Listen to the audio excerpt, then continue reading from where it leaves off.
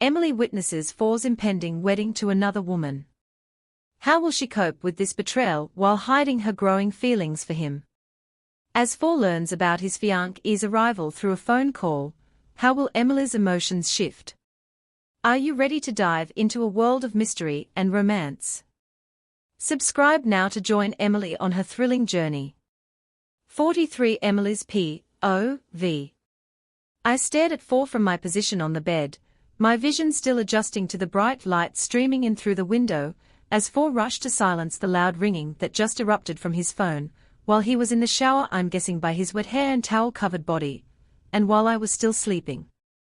I watch as he lifts the phone to his ear, silencing it, as his gaze lands on me, as if to check if it woke me up, sending me a small smile. When he released I was awake, however it was soon replaced by his eyebrows furrowing to create worry lines in the middle of his head, as he brought his hand up to his wet hair, running his hand through it at whatever the person was saying to him on the phone. A few minutes later, when I emerged from the bathroom, For was no longer on the phone, but the tense look hadn't dropped from his face, as he shook his wet with the towel that was once around his waist, now replaced by a pair of shorts. Luna Teresa is here with her pack. His voice was filled with coldness, as he told me, taking a wild guess, this is what he was told on the phone, which has put him in such a cold mood. I can't lie that the words didn't hurt a little bit. Learning her name made it feel more real, like before. I half expected it not to really happen. I mean, things change here all the time, but now that she was actually here I knew that it was going to happen. I shook my head. I shouldn't be getting this annoyed already, this was my fault. I gave him a small smile in response, though I'm sure it didn't look the most convincing, as I didn't know what to say to him. I didn't want to let him know I was upset. He was doing this for me. Don't tell me you're wearing a t-shirt and shorts to your own wedding, For. I looked at him up and down after a few minutes of silence, which he responded by rolling his eyes and throwing me a dirty look. I'll be back in an hour or so, love. If you want, I'll get someone to bring you up breakfast since you're incapable of putting milk and cereal in a bowl, he mumbled, approaching me from behind, as he planted a kiss in my hair as I elbowed him for his comment. If it wasn't for what I knew he was leaving for, I'd say we were actually getting on. I didn't say anything as I watched him leave the room, and I felt the smile that was on my face soon fade off, as I was only getting a small feeling of what this was going to be like. For months I wished that I wasn't here, and that For would leave me alone. I wanted nothing more than to just go home, but now that I knew he was going to be with someone else, I couldn't help the crap feeling that wouldn't shift from me. I was angry at myself more than anything. Why was it so hard for me just to say a few words and get this over with? I breathed out as I tried stopping the thoughts in my head. I didn't want to talk myself out of it, so I reminded myself of the relief I felt when For first told me that we didn't have to get married. I pushed myself towards the door as I entered the kitchen. I wanted to go outside so I wouldn't be thinking about it every minute, but for the last few days it's been so weird to be around people that wasn't Preston. He's the only one that still acted the same around me. I think people didn't know how to address me anymore, which was fine with me because I hated telling people to call me Emily and still be called something else. I was about to grab a glass out of the cupboard when I caught out of the corner of my eye a large group gathered outside the window. I furrowed my eyebrows as I made my way over to the window to see a large group of people gathered around what I knew was For, standing with his arms at his side talking to a woman. I wanted to turn around and stop looking as I felt a little bit of anger creep in as smiles were plastered over everyone's face down their sides from For's usual blank look as the woman, who looked a lot older than me, left For's side and began walking in the opposite direction. That must be her. She was a lot taller than me, her long black hair a contrast to my dirty blonde, basically brown hair at this rate, and from what I could make out she looked powerful and strong. No wonder why they were all happy. I watched For as he turned around and began following the girl to where I don't know. I shook my head. I have no room to be annoyed. I asked for this. Despite this, all I felt like doing was crying, but I pushed that thought out of my head as I turned around and, suddenly not feeling thirsty anymore, zipped up my jacket, and before I could stop myself walked towards the lift to get my mind off this. Did you see her? Preston, I'm not joking, she could be Kendall Jenner, I groaned as I flopped down on his bed, About 2 minutes after I had woke him up after banging on his door. After convincing myself that everything was going to be all right 5 minutes into the walk here. After seeing smiling faces drop at the sight of me walking past, as if I'm a reminder of a weakness of the pack, or whatever that even meant, I felt my anger grow, and after 5 laps of the same loop I realized Preston was the perfect person to share that with. How could I have? I wasn't awake at the crack of dawn like some people, and was enjoying a nice day off where I don't have to babysit your ass. Preston groaned, as he pulled on his t-shirt, and slumping down on the chair in the corner. He quickly rethought his response as I shot him a dirty look. I'm joking. It doesn't matter if she's pretty, and I doubt she's Kendall Jenner level pretty, but 4 barley gives anyone the time of day, so I'm sure she'll be the same. He tried to reassure me as the loud ringing of this phone entered the silent room. I knew he was just trying to be nice. This was going to be different. 4 was obviously going to have to spend time with her everyday, see her everyday. She was his wife, and I felt like she side chick. I watched as he brought it up to his ear, and just replied with a yeah, and quickly shut it off, placing it on the desk beside him. He looked over at me, sending me a small smile, which I knew meant he had to leave. Everyone has to go to the forest to meet the new pack. You can stay here, I'm sure I won't be long. Does 4 know you're here? He asked as he got up from his position on the seat, making his way towards the door. I shook my head, as he rolled his eyes, shaking his head at me, a small smile on his face. I swear you're going to get me banished, he joked. I could tell from his face he was feeling sorry for me today. Any other time, and he would actually be angry at me for not telling 4 where I was, but he didn't say anything. There's Rice Krispies in the cupboard if you want. Have some with milk. You pour into the bowl. He shouted from the front door, adding the last part, which only made me laugh, and if he was beside me I'd hit him. After a half an hour of sitting in Preston's house waiting for this quick meeting to be over, I had really considered leaving to go to the meeting myself. I mean, I live here as well. But after I made Preston's bed, and made myself cereal, I had honestly exhausted myself. More mentally exhausted than physically, but exhausted nonetheless. I don't know if I could mentally prepare to actually meet her today. I was just about to open the front door, when a loud ringing from Preston's bedroom made me stop and remember that he heft his phone. I shrugged as I closed the door and turned to go back into his room. Maybe it was 4 ringing to tell me to go back to the house or something. I walked over to the desk where it lay and grabbed it, expecting to see 4's name wrote across it, only for it to be the name I least expected it to be, Dylan. I felt like I stood there for hours staring at the name on the screen, wishing that it was something else, but at the same time a little glad, as I went over reasons why I should answer and reasons why I shouldn't answer. Then I realized that the phone was going to ring off in a few seconds, and before I could even think I pressed accept. I held the phone up to my ear, as my heavy breaths filled up the silence. I didn't know why I was so nervous. It was only Dylan. Hi Dylan, Preston's not here right now, I let out before he even talked. I sounded so awkward and formal talking to who I once would have called my best friend. For the next few seconds I didn't hear anything, and I thought he hung up, which made me feel that crap feeling again. But soon I heard him clear his throat. Emily, are you okay? He asked, his soft voice enough to get rid of that feeling. I didn't know if he was asking this to be nice or if he knew what was happening today. He probably did. Preston probably told him. It would be so much easier today if he was here. I was the one that should be asking if he was okay. I mean, it couldn't be easy being made to leave where you've lived your whole life, and it was because of me. I didn't know how he wasn't angry with me. I'm good, are you? I lied, hoping he wouldn't do the same, because I wanted his real answer. Seeing him at Grandma's that night was such a shock I didn't even get to ask him, to really talk to him, as I was afraid 4 would come back. I miss you, his words were what set me off the edge that I had trying not to go over all morning, as I felt a few tears run down my face, as I mumbled out a miss you too, trying to not let him hear the tears in my voice. Hey, don't cry, Dylan began, as I heard the front door opening and panic rose in me at the thought of 4 knowing I was talking to Dylan. So before I could even get caught I mumbled a quick goodbye to Dylan, and pushed down the phone, wiping the wet tears that were on my face and walking back into the living room to see a awkward-looking Preston and For standing talking. I almost would have laughed at Preston's stance. He always gets so nervous around For.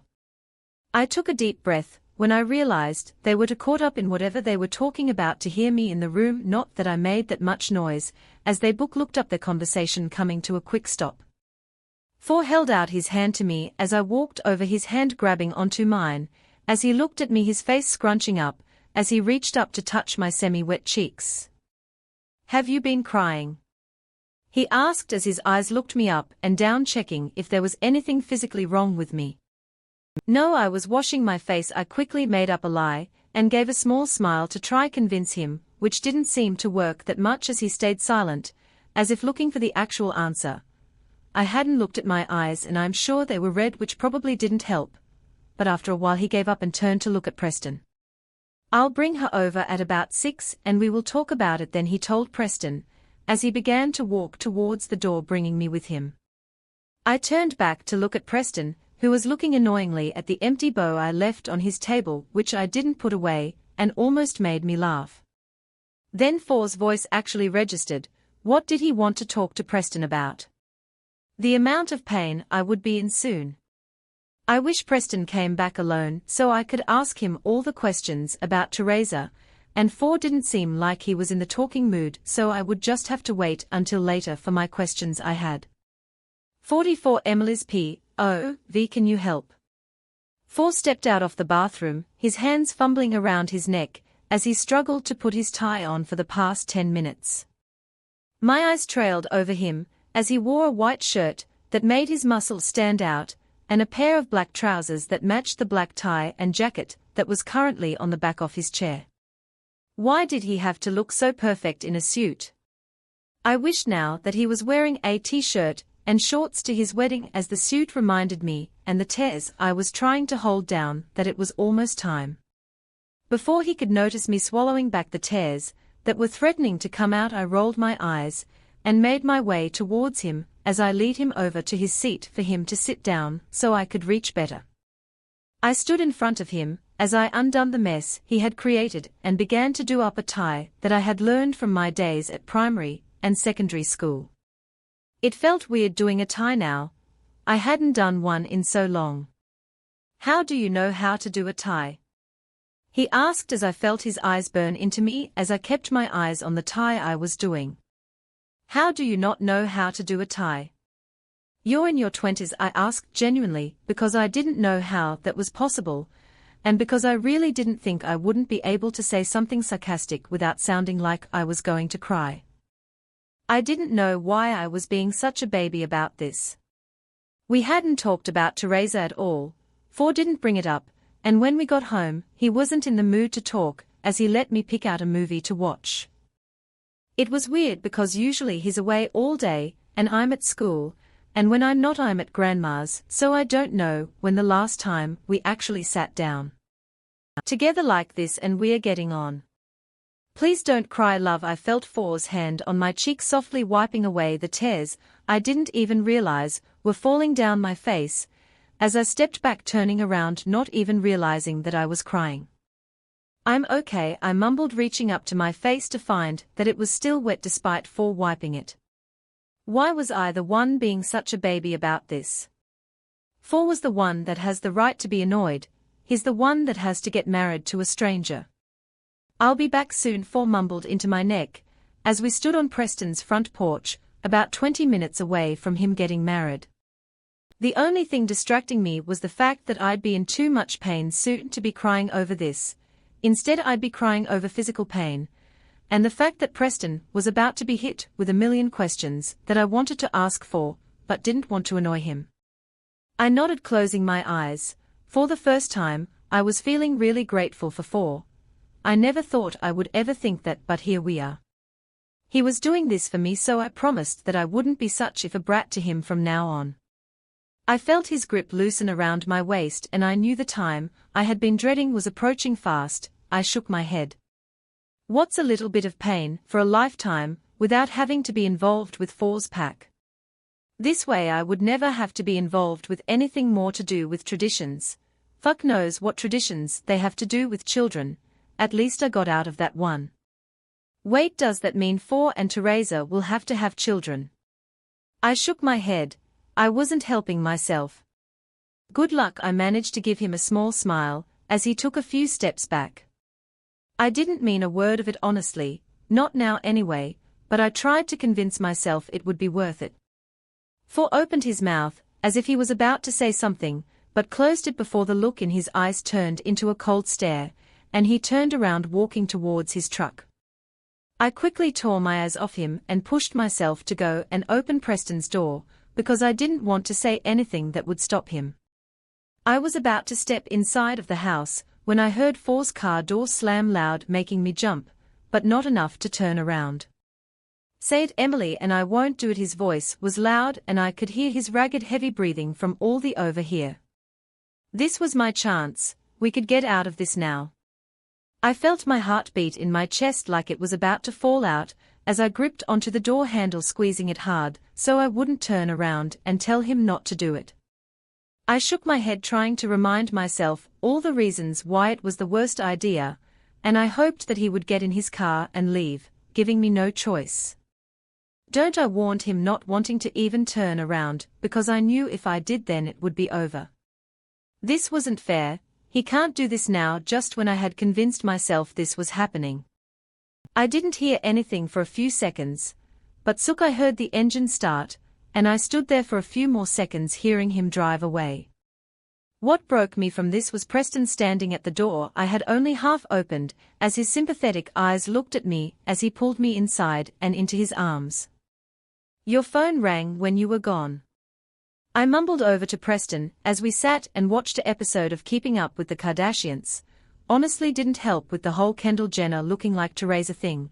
But after a good 25-minute cry with Preston, he had made me feel better, assuring me that I must have been seeing things. But I knew he was trying to make me feel better. Did you answer? He asked, his eyes leaving the screen, which was unusual. He never took his eyes off the TV. It was Dylan. Why was he ringing you? I asked. I needed to take my mind off the pain I was going to be in now, and if that meant prying into Preston's shit, it would be a good enough distraction. Did he say anything to you? I don't know why he rang. I haven't spoke to him. For a while he shrugged, although he seemed a little bit panicked over the first question, as I didn't know if I believed him. There was defiantly something that he was not giving away, I just didn't know what. I just told him you weren't here, and then I heard you and For at the door, I explained, as his face relaxed a bit, as he turned his face to the TV again. Was there something happening, or something Dylan wasn't supposed to tell me? After a few minutes of watching the TV, Preston sprang up from his position on the sofa, his eyes glazed over, as I looked at him, eyebrows furrowing, as he muttered some words over and over again, that I didn't know what they were, before his eyes no longer looked glazed and he stared at me. What's wrong? I asked, standing up. He was scaring me. We have to go, he answered as he grabbed my hand and began pushing me out of the door without explaining what was happening. As soon as we got outside and I got a chance to look around, and the shouts and screams from several different people came into my view, then did I realize Preston wasn't going crazy. All I could do was look as Preston's hand was clamped around mine, almost cutting off the blood flow, as I struggled to keep up with him, as the shouts only got louder. Preston, what's wrong? I managed to get out once again, a bit louder this time, as the screams began to fill up almost every bit of silence, as people were running in every direction. He didn't respond, so I tried tugging on his hand to make him stop for a second and just tell me what was happening.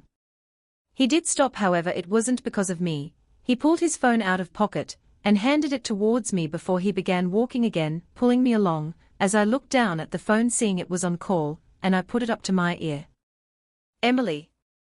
For's voice was barely audible through the phone as the screams began getting more frantic as people were hitting into me as they ran past. For. What's wrong? I asked. Did something go wrong with the wedding? Was it over? I wanted to ask all these questions, but I'm pretty sure now was not the time to ask questions when Preston was dragging me through crowds of people. It must not have happened if I didn't feel any pain. There was silence on the other end for a few moments and I thought he had hung up, but his breathing gave away that he was still on the phone. Love, Preston is going to bring you to a car, all right. Please listen to what he says. I'll see you soon. Four's voice rushed out. I opened my mouth to ask if he was okay, but before I could he had hung up. Then I registered he didn't even answer my question. After a few more minutes of walking and Preston's grip on my hand, it started to get quiet and there was less and less people running around. I had guessed that there was a fight or some sorts. I still didn't really know how this pack shit worked, and considering no one was willing to tell me, I was just going to go with that. We soon reached a black Jeep, which Preston wasted no time shoving me into, but before he could close the door I kept it open. He was going to answer me. Tell me what's wrong, I forced him, as he looked around, and I think after he seen that it had calmed down, and there was few people left, he decided he got spare a second and actually informed me of what was happening. We are under attack, was his words before he pushed my door shut and made his way around to the back of the car to get into the front seat. I had never seen Preston act this serious, well aside from the first day I met him, so it was obviously bad. Still his words left a lot of questions in my mind. Where was For now? Was he okay? I'm sure he could handle himself, but what about everyone that was screaming and running? After my thoughts distracted me, it only registered in my mind that Preston was taking his time to get to the other side of the car. I scrunched my face as I went to open the door to see what was taking him so long, when I felt someone from behind me grab a hold of my arms, pinning me the chair, preventing me from grabbing the door and getting out of the car. My eyes went wide as I opened my mouth to scream, but I felt something people placed on top of it, which soon made any power I had left in my body drift away, as my head felt a lot heavier than it did a few minutes ago. I felt my eyes start to shut as I felt the cold breeze of the door being opened beside me as someone's hands reached out to take me from the car, gentle hands that were careful in not to hurt me. Sorry, Emily, was the last thing I heard, the voice so familiar and full of regret that I knew without even opening my eyes who it belonged to, Dylan. If you're craving more of Emily's adventure, don't forget to hit subscribe and ring that notification bell.